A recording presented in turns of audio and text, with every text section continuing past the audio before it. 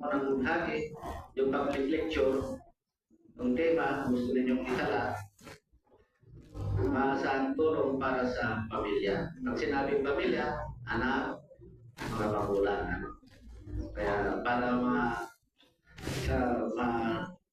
lubusan tayong sangkapan kung ano itong tema na akong sa akong ito ay tawagan natin yung tagapagbayan kung ano ibang kundi si Brother DC Cabral.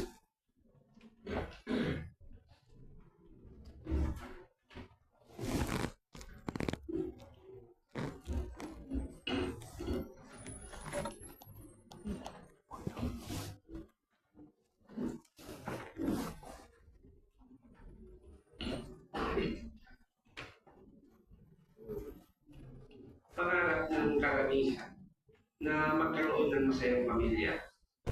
Kahit simple ang pamumuhay, basta masaya, kahit mahirap ang kalagayan, basta magkakasama or hindi.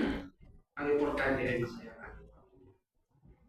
Nakakalungkot lang isipin ang isa na gustong-gusto magkaroon ng isang masayang pamilya ay sila pa yung dumaranas ng masasakit na salita, kawalang galang, kawalang katapatan, at salat sa pagmamahal.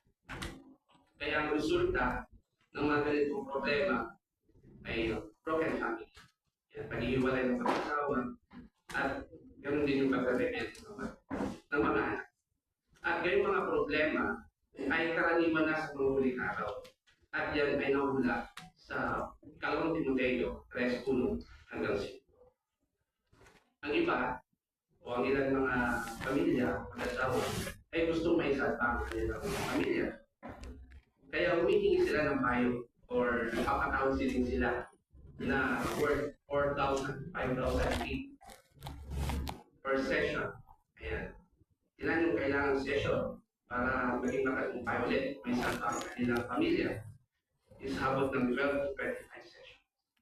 So pag multiply natin, kung iabot ito ng 125K, para lang may isang bang kanilang pamilya. Which is effective naman.